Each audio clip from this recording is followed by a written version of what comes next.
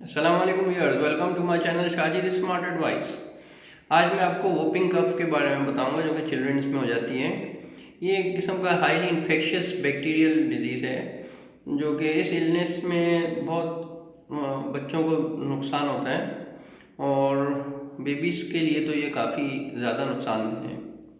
इसका जो incubation period होता है वो 1 से 2 वीक्स के दरमियान होता है और इसमें फीवर हो जाता है, स्पेस्मोडिक कफ रहती है और वूपिंग नॉइज़ भी पैदा होती है। इसका जो कॉम्प्लिकेशन है, अगर ये कॉम्प्लिकेट कर जाए तो इसमें नमूनिया भी हो सकता है। इसमें जो होम्योपैथिक दवा दी जाती है वो है ड्रोसेरा 6C। ये हर जो भी कफ एकदम से जो आने वाली कफ होती है उसमें आप दे सकते हैं 1 से 1.5 घंटे बाद और 2 दिन तक दे सकते हैं।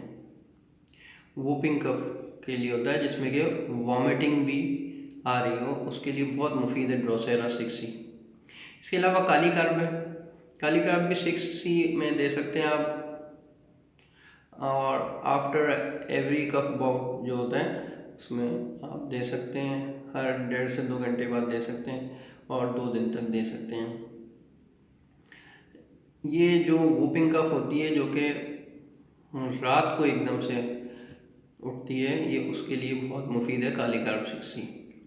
इसके अलावा R8 है जो कि बच्चों के लिए ख़ास दवा बनाई है डॉक्टर रेकविक वालों ने, डॉक्टर रेकविक एंड कंपनी जर्मनी ने, जो कि कफ सिरप है, ये भी आप ले सकते हैं। इसके अलावा उम्मीद है आपको मेरा ये वीडियो पसंद आया होगा। इसको लाइक ज़रूर कीजिएगा और मेरे चैनल को सब्सक्राइब भी कीजिएगा। अस्सलाम वालेकुम वरहमतुल्लाहि वबरकातुहू।